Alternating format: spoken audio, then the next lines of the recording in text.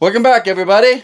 Hopefully you watched the previous video where I was stuck on how to prevent these pipes up here from freezing. This one here is the irrigation pipe. This has its own shutoff and drain. Then there's one that tees into the main water system of the house that comes after the pressure regulator. And it goes across over to there to a hose bib, a hose spigot. I can pretty much guarantee that that pipe is going to freeze. And I have to come up with a solution of how to prevent it from freezing.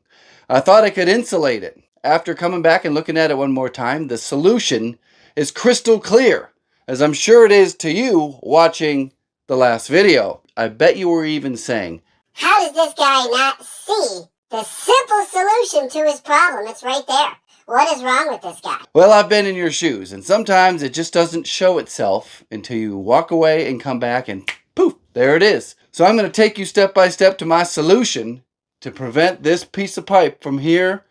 Actually, it probably wouldn't freeze here. It would be freezing somewhere way over there. That area is going to be completely covered up by drywall. As you can see, I've pulled out some of the insulation in this wall just to give me access, and I am going to be cutting some water pipes, so I don't want water to leak down onto the brand new insulation. Ready, set, go!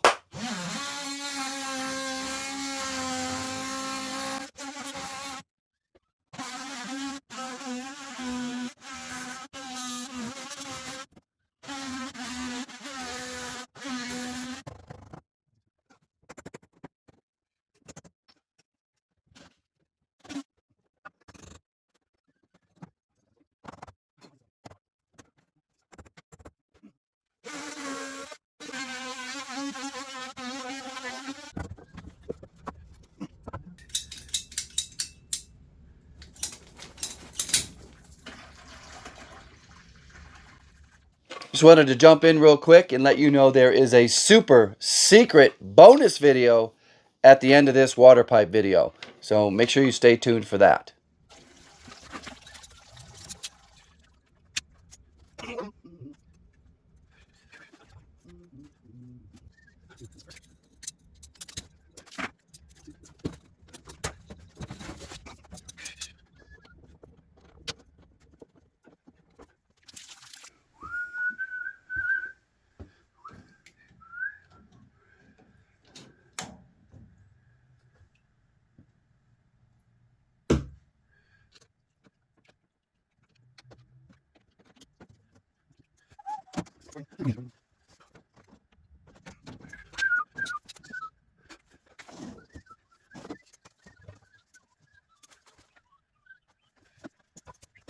Let's get this out of the way. Put this right there.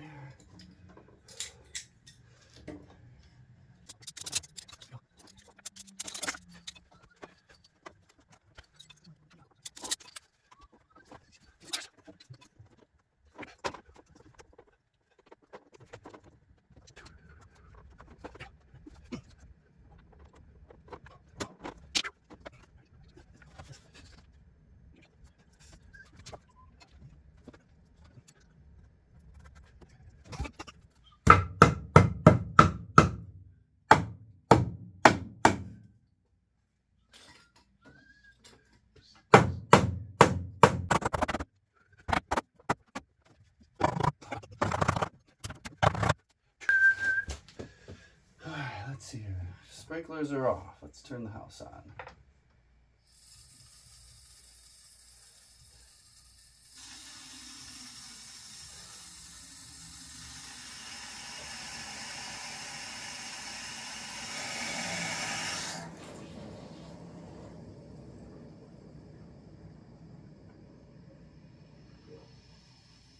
Now this is going to turn the water on to the sprinkler system and the hose spigot. If you haven't caught on, what I did is I basically just tapped into the sprinkler line with the hose spigot because it's going to get shut off in the wintertime. You don't need to use your hose in the wintertime. And I can drain all the water out of both the backflow preventer and the pipe that goes to the hose bib.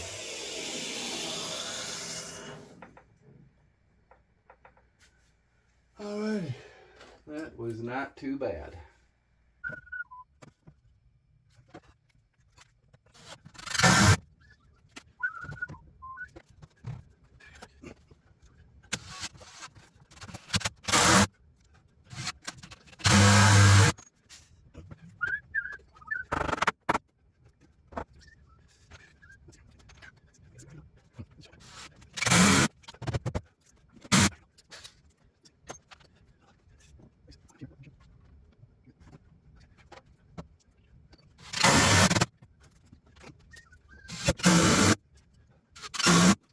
So I'm very happy with my solution to that little problem I had. Now there is zero risk of anything over here freezing. This here won't freeze. You got a heat duct right here. You can imagine that if you're at 10 below, 15 below zero, your heat's going to be running. And being within 5 inches of a heat duct, I think we're good. Now you get over there, you're 4 feet away, you're separated by all this. This heat would not make it over there. I got a new tool here. This is a tool to cut the shark bite crimps. I've done without it for a long time, but it was time to invest in a new tool. I'll put a link down in the description of where you can get one. Makes it real easy. So this next video is a typical handyman call for me. It's a job that I don't usually get a chance to make a video out of. I always have my phone, so I made a quick video of this refrigerator ice maker water line repair. Check it out.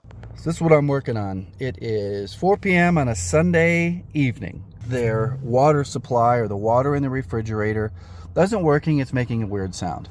I show up and it's actually spraying all over the hardwood floor. It has buckled the hardwood floor underneath the refrigerator and kind of underneath the dishwasher. So I'm trying to make $250 to $300 in 1 hour and save the owner of $1,300 minimum. Could be more. Replacement refrigerator is about $1,700 to $2,000. As you can see, it dry rotted out the bottom of this this tube. So I'm going to attempt to go in, replace this, and I have to be confident that my repair will not lead to a further leak. The integrity of the hose up here is like brand new. So this is where I'm going to make my splice, replace all of this. This goes right in, plugs into the little solenoid. I do have a supervisor today. Do you think we can fix it? Yeah?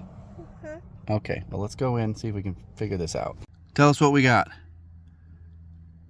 All right, so we got a push connect coupler, 5/16 to 5/16, and we got 10 feet of 5/16 hose.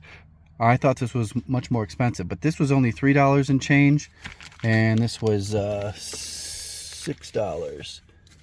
$7.35 total for this. So we're into this for about 12 bucks. Even though Home Depot said they had it, they didn't have it. So I had to drive all the way to Lowe's to get it. And this was the last one at Lowe's. I don't know why the 5/16 to 5/16 is so popular. But we're going to run in the house, get this swapped out, and hopefully make it home for dinner, right? Okay, let's get this taken care of.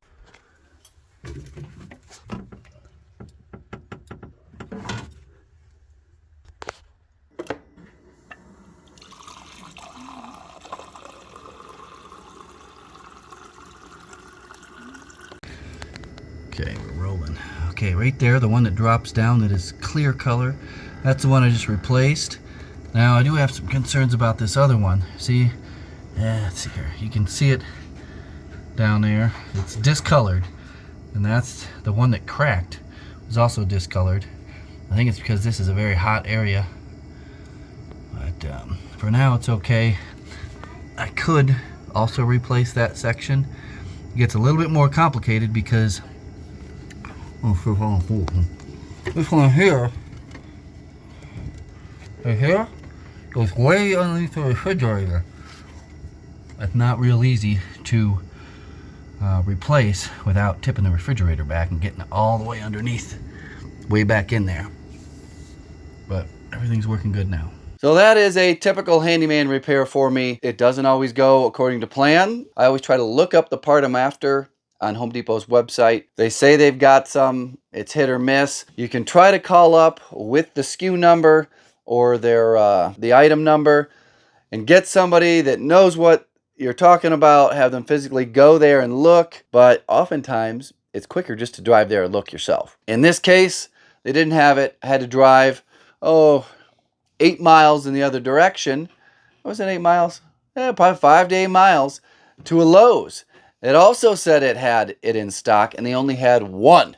Man, was that a relief to see that one. That actually added a whole half hour to this job. The actual work time was probably 20 minutes. 10 and 10. There's probably even less than that. It was probably 15 minutes. 10 minutes to find the leak, pull the pipe out, or pull that little hose out, and 5 minutes to pop it back in. Going forward, I'll try to save up these little videos and put them all into one for YouTube. You'll always find them on my Patreon. I'll put a link in the description for that. Thanks for watching. Goodbye.